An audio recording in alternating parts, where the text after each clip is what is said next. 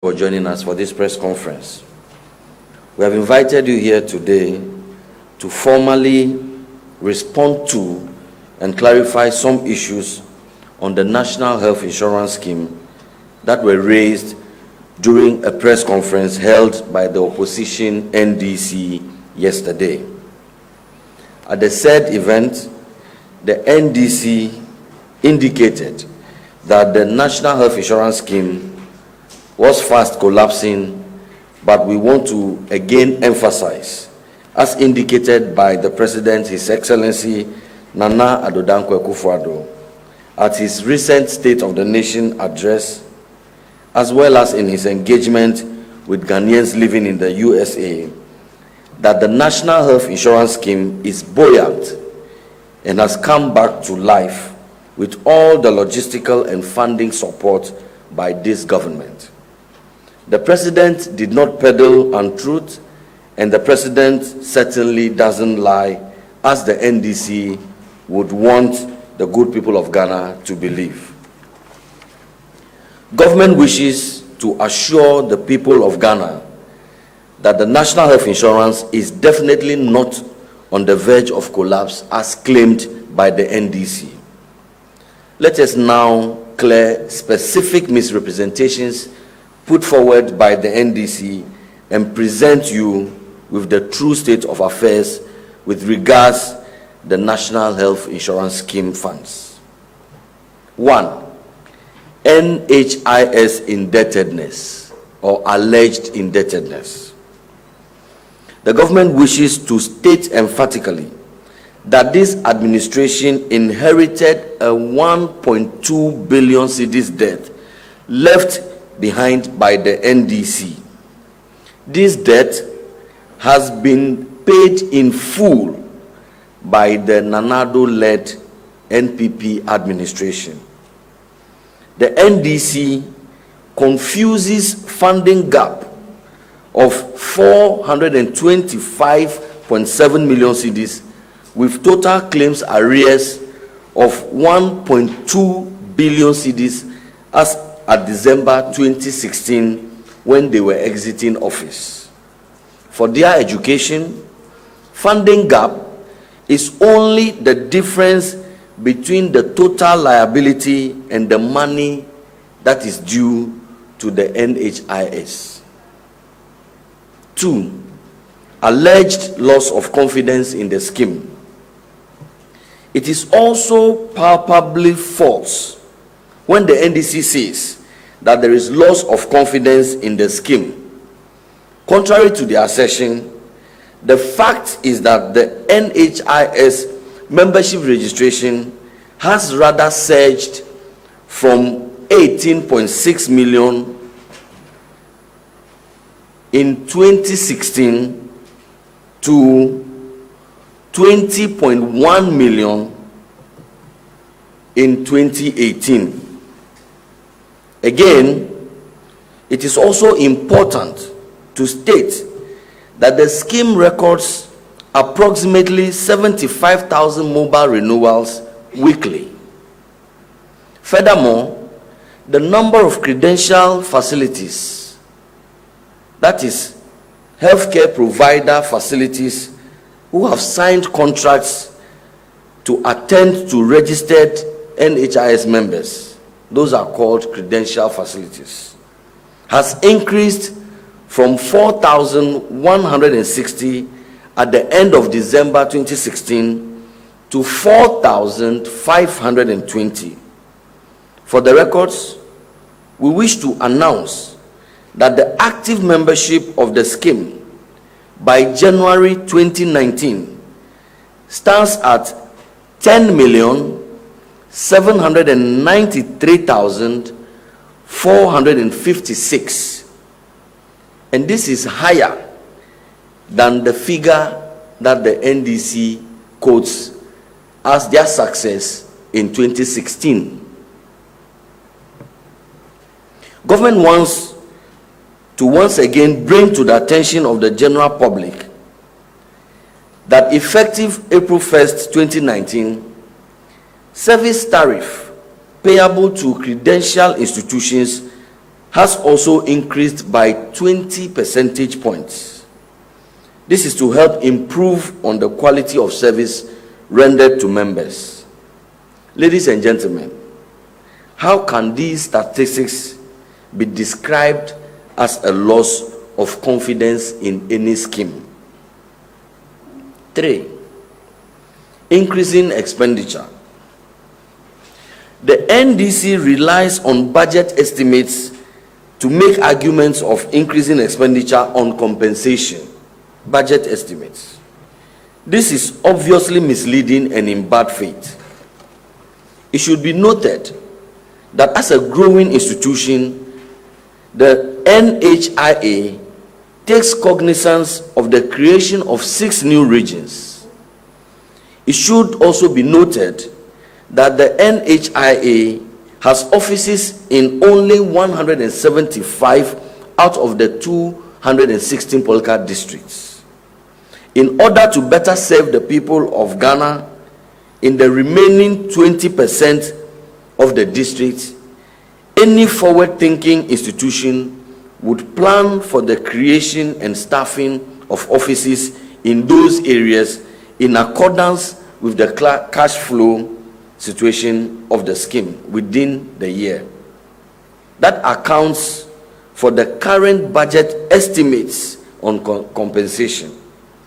To pick on this, an alleged wrongdoing on the part of the National Health Insurance Authority can only be an act of mischief on the part of the NDC. Misapplication from the statutory fund at the Ministry of Health. Reference can be made to Appendix 6 of the 2018 budget, which deals with policy initiatives, priority programs, and alignment to statutory funds. How an expenditure captured in a budget statement and duly approved by the Parliament of Ghana becomes misapplication can only be explained by the NDC. 4. Scandalous revelation, supposed investment with All-Time Capital Limited. Ladies and gentlemen, it is critical to clarify matters relating to the so-called scandalous revelation on some investment with the All-Time Capital Limited. It will interest you, ladies and gentlemen, to note that investments into this private financial house, All-Time Capital Limited, by the National Health Insurance Authority, was started by the Mahama-led administration in 2012. In fact, the placement of the first 5 million Ghana cedis in a 365-day fixed deposit investment took place on the 26th of July 2012, on the 26th of July 2012. The NDC continued to roll over the principal plus interest accrued and even made further investments with the same All-Time Capital Limited.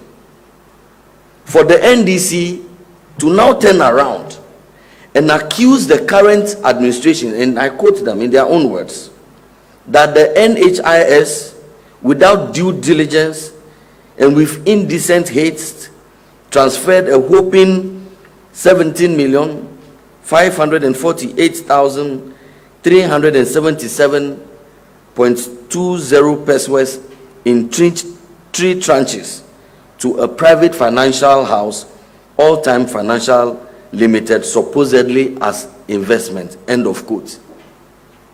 To turn around to accuse the current administration and the current government of the very action that the NDC did. They started in July in 2016 to now turn around and accuse this administration is incredibly mischievous and unbecoming of a political party seeking the mandate of the people. This further deepens the credibility crisis that the NDC suffers. From the above explanations, it is clear that the NDC sought to peddle falsehood with the sole intent of misinforming Ghanaians.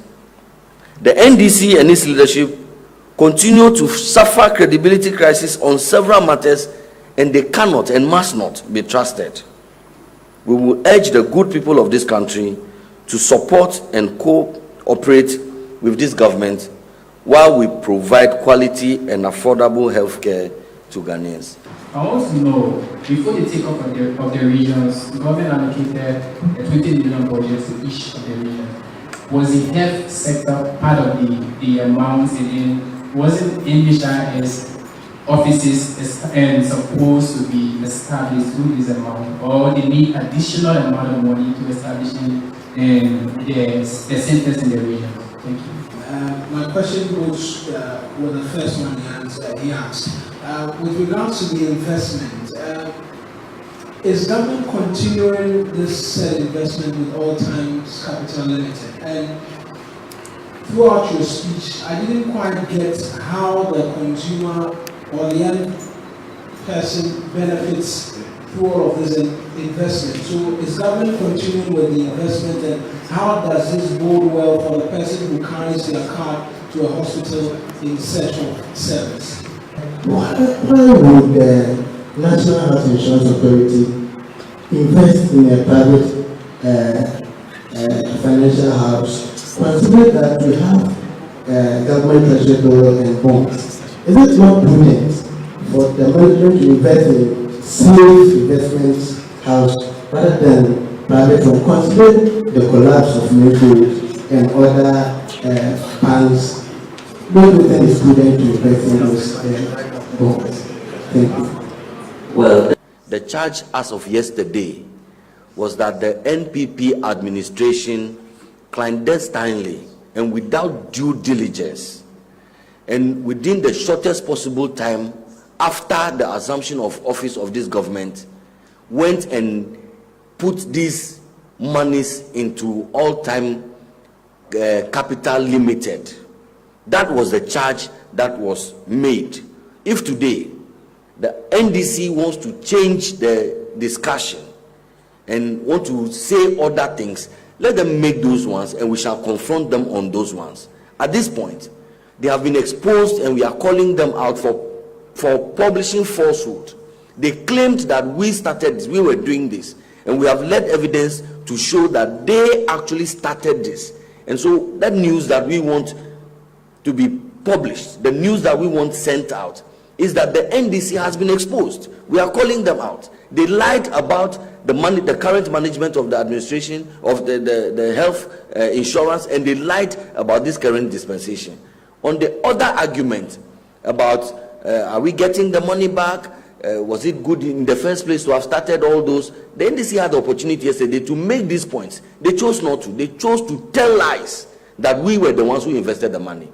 But out of respect for the media, out of respect for the people of Ghana, we can even attempt to take some of these questions, even though those were not the questions that were, or the concerns that were raised by the NDC. They just categorically lied that we took 17 point something million Ghana cedis and went and dumped it with All-Time Financial Services, knowing too well that they started this whole exercise. For those of you who have a copy of the law, Section 41, I think is D, advises us to invest. Any good insurance company tries to invest to have a certain amount of cover so that you can be sure at any time you can pay your claims. Obviously, with NHIA, over time, we've had to make some disinvestments, but every insurance company invests.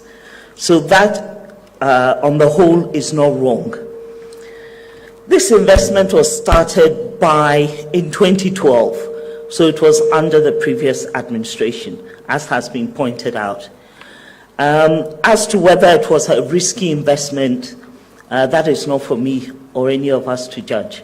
At the time, the men's gold reference you are making, that bubble had not burst. We obviously, in line with prudent investments, we're looking to realign our investments to make sure that our money is in a very good place and giving us adequate returns. And that is what we are still trying to do. Invest we must, but we will just try to move it from more riskier investments placed previously into slightly safer investments going forward.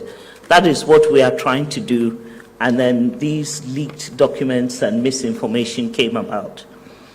Talking about the new regions, the government is obviously giving money to invest in the new regions to set them up. But at the end of the day, if they set up a regional office, the staff will have to be paid by us going forward. So that is why we put a budget estimate, so that if and when those regional offices are set up, their salaries will have to be part of our payroll, and we need to think forward.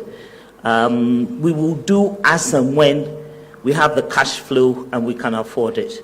So I think rather it's prudent planning and not reckless expenditures. I don't know, I want to find out from you, how many months is the scheme owing now? Because they are saying that service providers have lost confidence in the scheme. I don't know how true it is. And again, my second question, do you have other investments somewhere that will think, but prudently taken to another place? Because I don't know how many investments you have so far. This is the only one that has come out. Do you have other investments somewhere? To tell how perhaps the NHIS under the NPP government is not running well. The figures they give, which you say are false. Granted, the figures you're given are the right figures. They quoted 10.783 million membership registration as of 2016.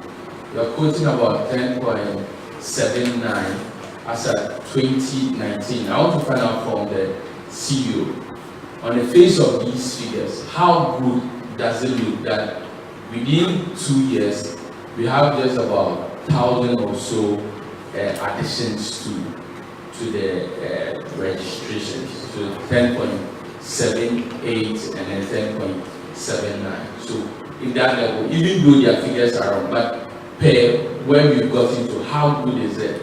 And looking at the number of people we are looking at capturing into the NHIS, how good are we? What gains are we making? It is legitimate to inquire into the operations of any government agency, including the health insurance. And the health insurance, as well as all other government agencies, remain available for such queries on any day. But on a day when deliberate misinformation has been peddled and untruth has been told, it would be unfair, in my estimation, that when a response is being offered on those specific matters, we would want to divert from those matters and do those inquiries that we are always able to do anytime. And I want to plead with you that the people of Ghana need to know that the NDC sought to deliberately mislead the people. They told lies about the all-time capital limited. They told lies about the confidence in the scheme. They told lies about the indebtedness of the scheme. And the people of Ghana, through you, the media, must be told this. Any other day, we are more than ready and willing to offer all the answers that you may inquire about any of the other operations. And so I'll let Madam come in. Registration, active membership, and all that. I think we all know that demand for the NHIS card is outstripping supply. That is why we introduced the mobile registration, so that people are not inconvenienced by going to our offices. You all know the queues. Ghanaians want the card, but sometimes to renew was a challenge. So we took our time. We had to test it for about a year before Auditor General, Controller, and NCA was satisfied it was a viable option. That is why you may have seen that the figures did not go up as much. because we needed to find another way to stop Ghanaians queuing at our office. So in that regard, I don't think it's bad. New registrations have surged by almost 2 million within this time. So we know that people want the card. It's how to get them to renew without inconveniencing them. And I would like you all to make that effort as journalists to go and talk to our subscribers about the difference the mobile money has made. *929# for those of you who have forgotten. Trust me, internationally, it is being talked about everywhere because we are the first sub-Saharan African country to bring something like this to the people. There are areas where hundreds of thousands of people are renewing themselves every month. So we expect a major difference. We've just looked at the data, the first 3 months of 2018 compared to the first 3 months of 2019, and the increase is 20%.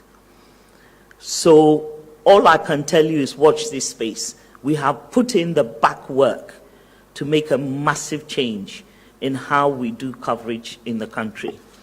Nobody has to sleep outside our offices anymore. So you are journalists, take cameras and go and record at our offices and see what is happening. Talking about the investments, I think we've said all we need to say on this. Everybody, every insurance company with any sense must make investments. I think that is a given, and the law says we should. We can't just have our money sitting idle in a bank account. We must try and grow it to increase what the tax money can do for the people of Ghana. As to what is a good investment or not a good investment, as some people have said, yes, when this administration came and the new board came into power, the finance team and the board sat down and decided to re-look at all our investments and all the risks and try to put the money in the best possible place to benefit the citizens of Ghana. So it's an ongoing exercise. One day something may look good, the next day may look a bit risky, but we have experts who look at that. The NHIS indebtedness. I think we really need to understand what claims indebtedness is. Currently, the claims bills that are coming to us are for people who went to the hospital in January 2019. It takes about 3 months after you've been seen for the clinics to bring us the bills. So until then, it is not an indebtedness. I don't have a bill for it. So the bills we have are from January 2019 going backwards. So you can never say there is no indebtedness. There will always be an indebtedness for any social insurance, in fact, for any insurance company. Okay, but it's how you manage that indebtedness gap. So, as I said, January 2019 are coming in now. We'll start working on it and processing it. December came last month. We are working on it. As soon as it's ready, the report goes to the provider and we begin to pay. Currently, the gap is probably about 5 months. We need to get it down to about 3 months. That is a manageable gap for a social health insurance program. We cannot pretend there's any insurance program in the world that does not have a gap, an indebtedness gap. It's how you manage that gap. As at when this administration took over in February 2017, we still had some February 2016 claims unpaid. Right now, anybody who has not been paid at least July 2018, that person has a problem. As in, their credentials are not right, their contract has expired, there's an issue with quality or safety of the patients at the clinic. There's something else going on. That's why that person has not been paid. We have communicated to all the providers. We have a special dedicated email account. If you feel you have not been paid when your colleagues have been paid, you send us an email, we will investigate. If there's something we have done, we will quickly rectify and pay you your money. So those days of I haven't been paid for 2 years and all that, it is gone. Right now we're running what I consider quite an efficient and tight ship, and have been doing so for some time now. If you know anybody who says they are owed 2 months, tell them to get in touch with us. It is impossible. That's all I can say. We brought it down, the indebtedness down to about 5 months. And God willing, if we can get it to the 3 months, then it is manageable. It happens all over the world. Thank you. I believe that the answers have been satisfactory, they are explanatory, and we expect that tomorrow morning the newspaper front pages will scream the truth and let us begin to grow an honest country. We are an honest people by our nature. The Ghanaian nature is not to peddle falsehood, and so we should not countenance such untruth peddling political organizations such as the NDC. Thank you very much for coming.